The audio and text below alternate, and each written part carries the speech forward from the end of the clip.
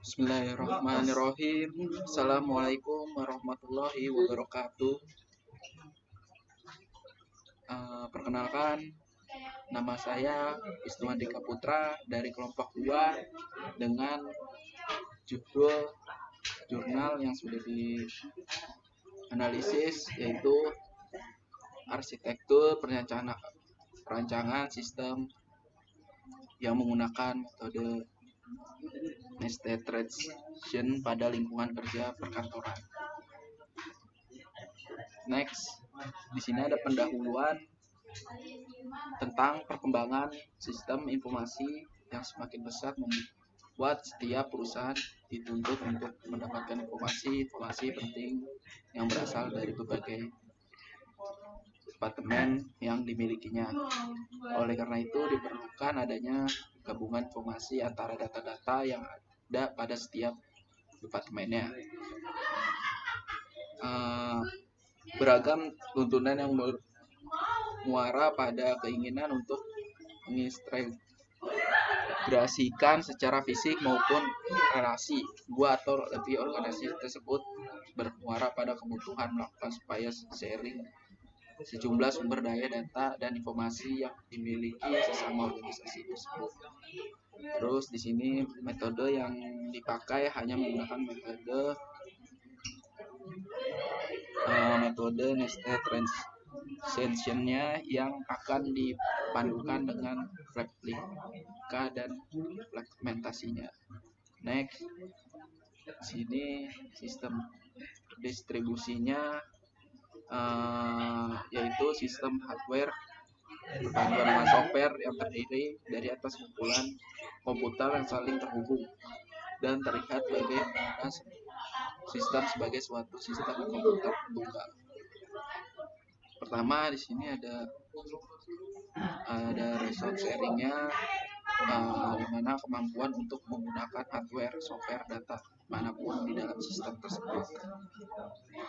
Kedua, ada openness-nya, kemampuan sistem untuk mengadopsi serta mengintegrasikan sebagai standar teknologi dan sistem yang ada. Tiga, ada konsistensinya, kemampuan untuk menjalankan komponen-komponen sistem tersebut. Dan selanjutnya keempat, fault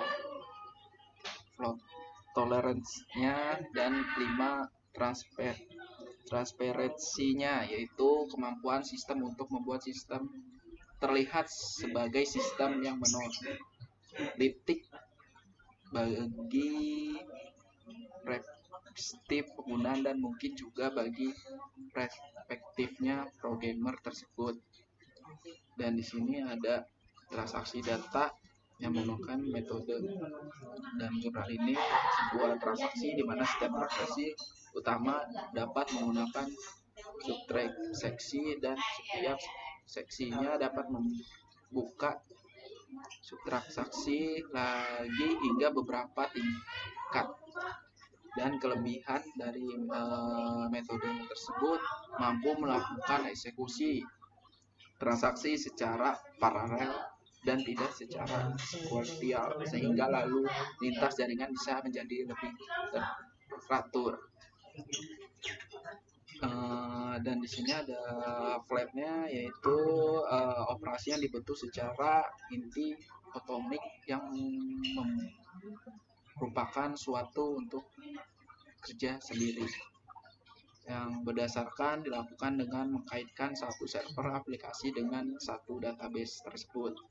Assalamualaikum warahmatullahi wabarakatuh. Selanjutnya yaitu saya Muhammad Ilham Saputra. Saya akan menjelaskan tentang fragmentasi. Fragmentasi merupakan sebuah proses pengambilan bagian-bagian baris ataupun kolom dari tabel-tabel sebagai unit data terkecil yang akan dikirimkan melalui jaringan komputer. Sedangkan fragmentasi data merupakan proses di mana basis data akan dipecah-pecah ke dalam unit-unit logik yang disebut fragmen yang kemudian akan disimpan dalam sheet yang berbeda. Fragmen data tergantung dalam proses desain basis data yang kemudian akan menentukan apa yang yang kemudian akan dilakukan terhadap fragmen yang telah dibuat. Lalu itu fragmen horizontal. Nah, fragmen horizontal itu terdiri dari atas topel. Fragmen model ini sangat berguna dalam basis data distribusi, di mana setiap tapel dapat berisi data yang memiliki properti secara umum. Contoh seperti gambar berikut. Kemudian fragmentasi horizontal dibagi ke dalam dua bagian. Pertama itu primary horizontal fragmentation. Ketika fragmentasi horizontal terjadi melalui predikat yang dapat secara langsung diaplikasikan pada tapel dari resolusi. Lalu yang kedua itu derived horizontal fragmentation. Ketika fragmentasi horizontal terjadi dari sebuah predikat yang diaplikasikan pada tapel dalam resolusi yang berbeda. Selanjutnya itu fragmentasi vertikal. Fragmentasi vertikal akan membagi atribut-atribut dari tabel yang tersedia menjadi beberapa grup. Bentuk yang paling simpel dari fragmentasi ini adalah dekomposisi, di mana sebuah row ID yang unik dapat disertakan dalam setiap fragmen untuk menjamin dan menjaga adanya kemungkinan terjadi proses rekonstruksi melalui sebuah operasi join. Contohnya itu seperti gambar berikut. Lalu untuk fragmentasi mix atau hybrid, fragmentasi jenis ini merupakan gabungan dari penggunaan dua proses fragmentasi di atas. Memiliki dua jenis, yaitu fragmentasi horizontal pada fragmentasi vertikal. Lalu yang kedua itu fragmentasi vertikal pada fragmentasi horizontal. Lalu selanjutnya itu replika. Replika ini yaitu suatu teknik untuk melakukan copy dan pendistribusian data dan objek-objek database dari satu database ke database lain dan melaksanakan sinkronisasi antara database sehingga konsistensi data dapat terjamin. Nah, dengan menggunakan teknik replika ini, data dapat didistribusikan ke lokasi yang berbeda melalui koneksi jaringan lokal maupun internet. Nah, replika juga memungkinkan untuk mendukung kinerja aplikasi penyebaran data fisik sesuai dengan penggunaan seperti pemrosesan database terdistribusi melalui beberapa server. Penjabaran masalah. Pada sistem perkantoran perusahaan terdapat berbagai macam departemen. Masing-masing departemen memiliki proses bisnis yang berbeda-beda. Rekrutmen yang dibutuhkan untuk suatu sistem pun berbeda. Misalnya saja ada bagian departemen keuangan yang dibutuhkan sistem untuk melakukan perhitungan debit dan kredit. Sementara pada bagian advertising diperlukan sistem untuk menangani pencatatan wilayah-wilayah tempat promosi, dan pada bagian marketing pun perlu diperlukan untuk menangani pencatatan wilayah pemasaran. Dari berbagai macam rekrutmen ini akan sangat sulit untuk disatukan dalam suatu sistem informasi. Namun dari sisi lain, berbagai departemen ini memiliki rekrutmen yang sama. Misalnya saja rekrutmen untuk melihat gaji masing-masing pegawai, lalu perkembangan perusahaan, bagian dalam sistem, dan lain-lain, tergantung dari proses bisnis tiap-tiap perusahaan. Di sini pembahasannya. Dari gambar dapat dilihat bahwa ketika suatu komputer atau user sistem di masyarakat back-end perusahaan akan masuk pada servernya yang berbeda dengan ketika ingin mengakses data front-end perusahaan. Dengan begini, komputasi akan terpisah menjadi dua tempat yang berbeda. Dan komputer utama mainframe hanya bertugas untuk menyalurkan data ke database channel.